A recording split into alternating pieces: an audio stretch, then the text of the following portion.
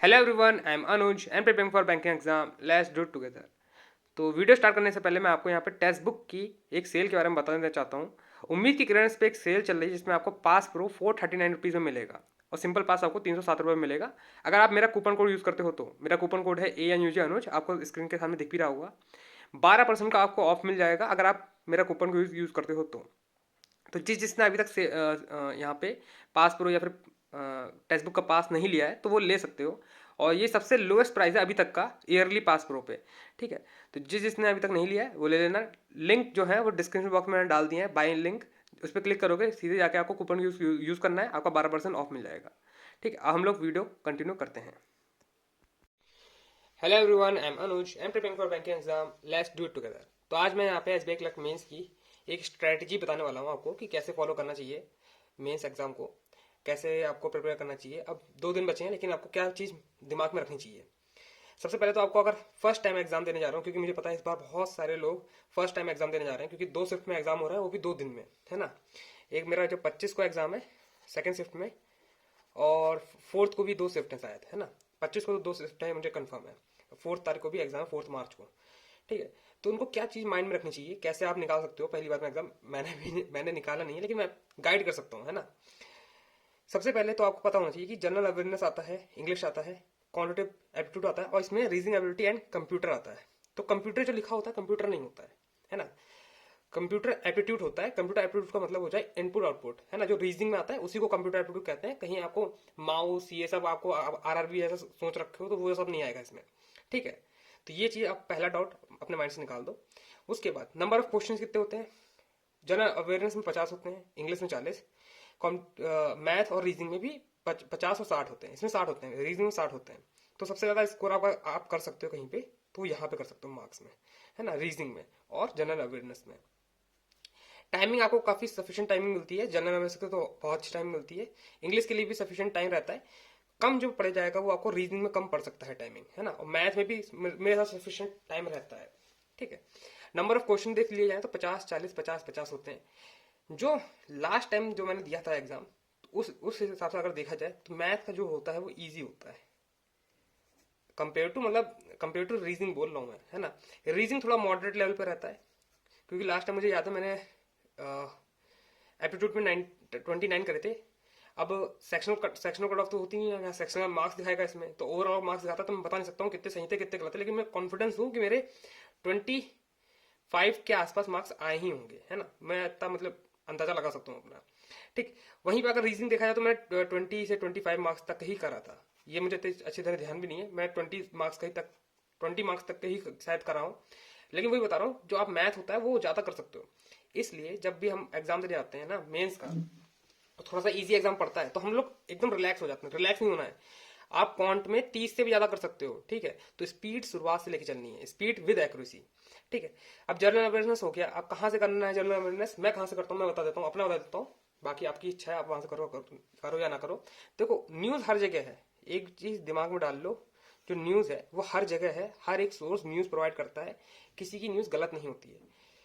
फर्क कहाँ पे आता है, चीजें आपको कहाँ से समझ में आ रही है ना। किसी के टीचिंग करने का स्टाइल अलग होता है, किसी का स्टाइल अलग होता है, तो आप देख लो आपके स्टाइल से कौन मैच कर रहा है, फिर उसी का फॉलो करो।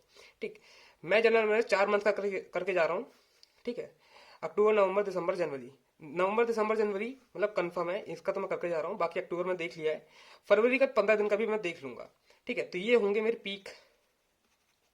पीक मंथ जो जिनका मैं अच्छी तरह करके जा रहा हूँ। ठीक है, अब मेरे जनरल अवेयरनेस इतना स्ट्रांग नहीं है, इसीलिए मेरे पेपर रुक जाते हैं, लेकिन मैं अपना हार्ड ट्राई कर रहा हूँ। एक पीडीएफ सोर्स होता है, एक वीडियो सोर्स होता है। मैं 2 सोर्स पकड़ के चलता हूँ। सबसे पहले मैं वीडियो देख लेता हूँ, है ना। मंथली वाइज करता हूँ, मैं वीकली नहीं करता, है ना। मैं मंथली वाला करता हूँ। ओबी की जो मंथली वीडियो आती हैं और एफए क्लाउड की, तो मैं उनको कर लेता हूँ। उसके बाद मैं उन्हीं की जो देखो, हर वीडियो की पीडीएफ आपको मिल जाएगी टेलीग्राम ग्रुप में। ठीक है, उन्हीं के चैनल पे जाओ, टेलीग्राम ग्रुप का ज्वाइन कर लो और पीडीएफ डाउनलोड कर लो। पहले वीडियो देख लो, उसके बाद पहले वीडियो देख लो, उसके बाद वीडियो आप पीडीएफ पढ़ोगे ना तो आपको रिकॉल होता रहेगा चीजें। ठीक है, क्योंकि पीडीएफ आप जल्दी से रीड कर सकते हो। और नोट्स बना लिया करो। मैं इस बार नोट्स बना रहा हूँ, दिखा देता हूँ आपको।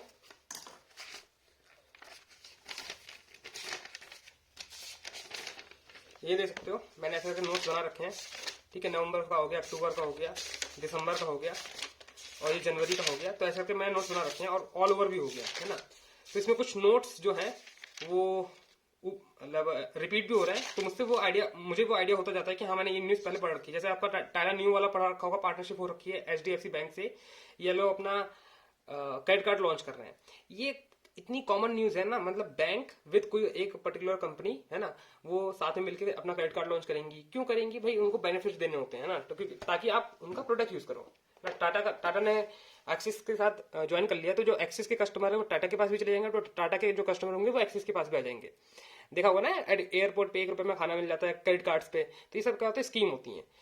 सारी जो वर्किंग होता है वो सबका सेम होता है, लेकिन वो होता है स्कीम जो अलग अलग कंपनी निकालती है, उसके हिसाब से आपको याद करना पड़ता है जो न्यू स्कीम आ रखी होती है। एक जो बैंक और इंश्योरेंस कंपनी जो निकालती है ना कि आप बैंक वाले भेज दो, हमारा इंश्योरेंस भेज दो, बजाज विद ऐसे करके होती रहती है ना, तो वो याद कर लेना। बैंकिंग न्यूज जो होंगी वो काफी इंपॉर्टेंट रहेंगी, वही आएंगी। और मुझे लग रहा है डेटा वाली भी, डेटा जो ओरिएंटेड वाली चीजें होती हैं वो भी आएंगी रिसेंटली न्यूज। तो ऐसा करके बना रखा है मैंने नोट्स, मैं उन्हीं को रिवाइज करूंगा।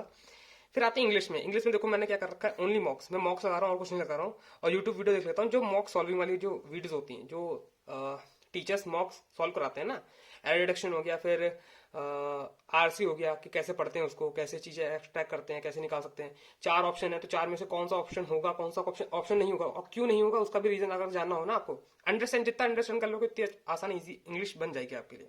मेरी भी इसमें एवरेज मार्क्स ही आते हैं, मतलब 60 से 70% मेरा सही जाता है, 30% गलत जाता है, ऐसा आप अंदाजा लगा सकते हो। फिर आते हैं मैथ और रीजनिंग। ये मेरा कंफर्म है, ये मेरा सही है, एकदम सही है। जितना मैं करता हूँ उतने मार्क्स आते हैं, मेरे हर बार मैं देख रखा है उतने मार्क्स आ रहे हैं। तो मैथ के लिए तो मैं मॉक्स का ही इस्तेमाल कर रहा हूँ, इसका कम कर रहा हूँ। मैं सिर्फ यहाँ पे ज्यादातर फोकस जो जनरल अवेयरनेस और इंग्लिश पे कर रहा हूँ, मैथ और रीजनिंग पे काफी कम फोकस कर रहा हूँ, क्योंकि ये पहले से ही मेरे प्रिपेयर है।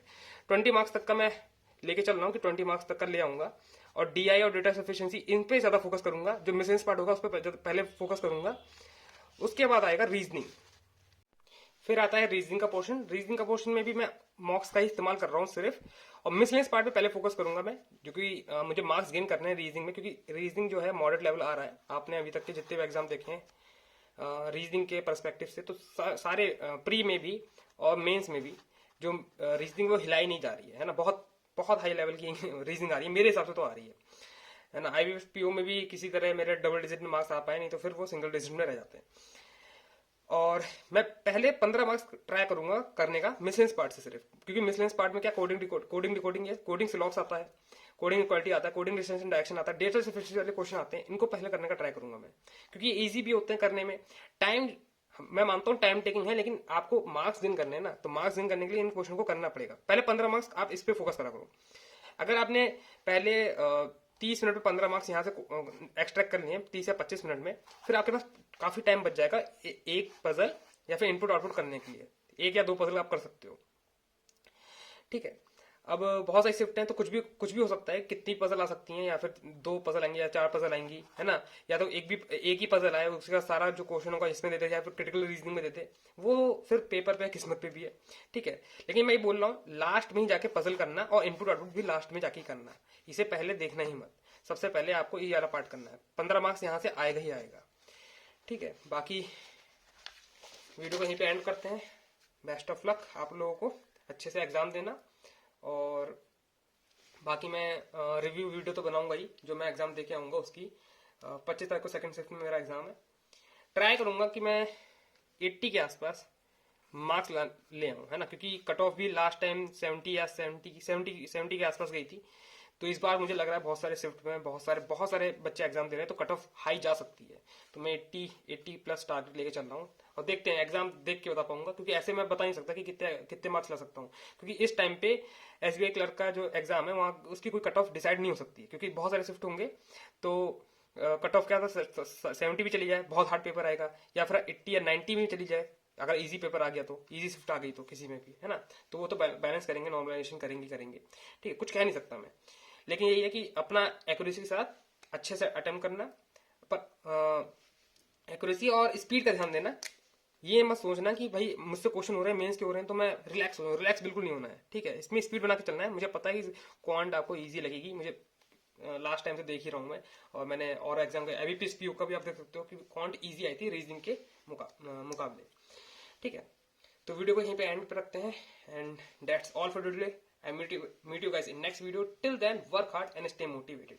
Thank you guys for watching and do mock test.